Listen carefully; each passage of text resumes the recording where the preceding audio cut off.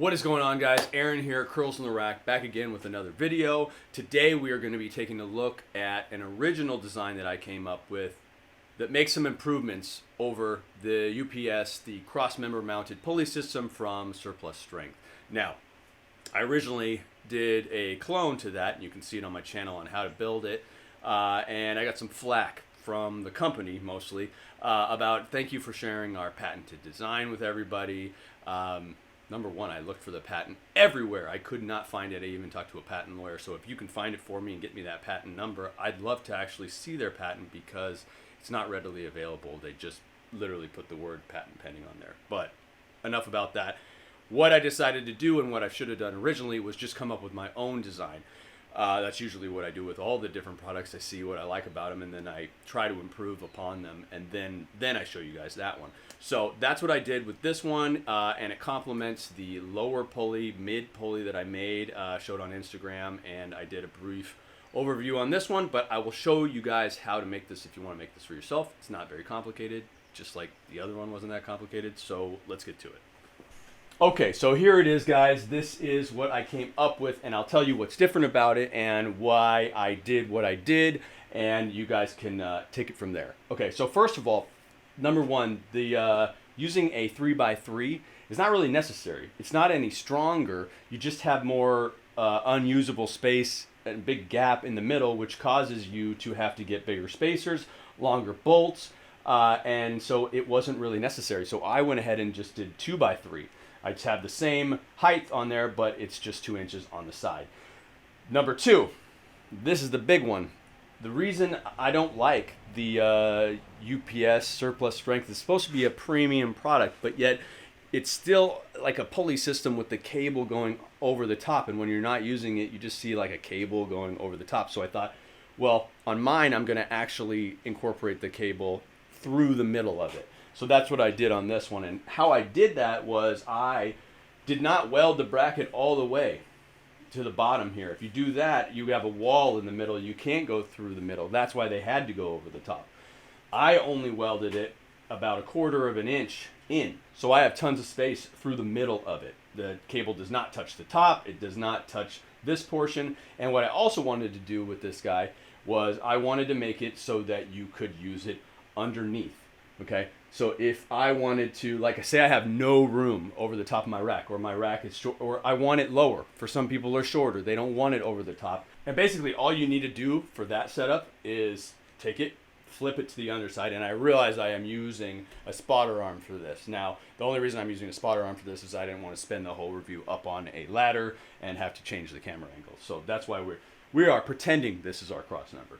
Okay, so basically all you need to do, because I've used smaller rollers, but these rollers actually are really nice, and I'll put a link in the description. They're exact same rollers, but they're 70 millimeters instead of the 115 that goes and takes up the whole thing. But they're still the aluminum. They're still the high quality, same exact kind, just smaller. So basically all you need to do, and I'm not going to do it right now, but you just take this roller and you move it down here. So it's on the bottom, and then you put this pin at the top. And I made these a little bit smaller just because I wanted them to go in here and rotate so that the cable, if it touches this, it just rotates on there and it doesn't remove any of the plastic portion off of this guy. Same concept on the other one, but I just used slightly smaller diameter bolts for this guy just so they would move freely in the hole. You can use smaller spacers in here. You don't have to get 1-inch spacers. These are 1/4 inch spacers with just some washers on each side to make sure it's super tight, because I don't want any wobble in there. That would annoy me. All right, so I flipped it back the other way just so you guys can see that it works. And this is that screw bolt rotating. It's not hitting any of the threads. Just make sure when you get a bolt, there's not threads throughout the whole thing, because threads, that could be a problem, little grooves cutting into your cable. And it ensures that if this piece was to go up here, it's not going to go through. It gets stopped there. And it also makes sure that the cable stays on the middle portion of the roller and does not come off.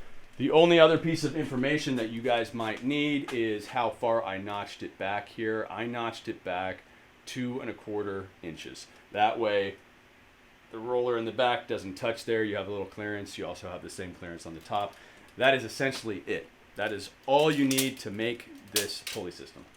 I would like to say that myself and Gordon from Phoenix Fitness are coming out with a 2.0 version of this. I'm not selling this one right now. I mean, if you reached out, I would probably make this for you. But the new version is going to be able to be used on top of a cross member, on the bottom of a cross member, on the side of an upright, or over the top of your upright on the cross member, similar to the slinger. We're planning to make it so that it goes right through the holes that you have on your existing Rogue racks.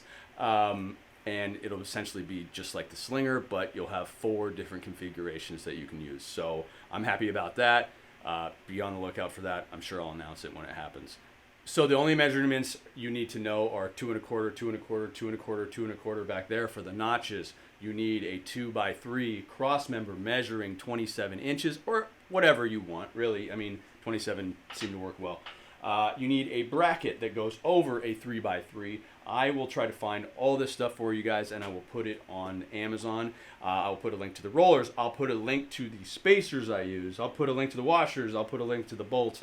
That way you know everything that you need to make this thing. Now, on the next video, let me show you what I have. All right, so the next 2 videos that I'm going to be doing are, number 1, the trolley system. This one is a homemade trolley system that I made here in my garage. You can pin it like that so it locks into place just like a standard trolley system.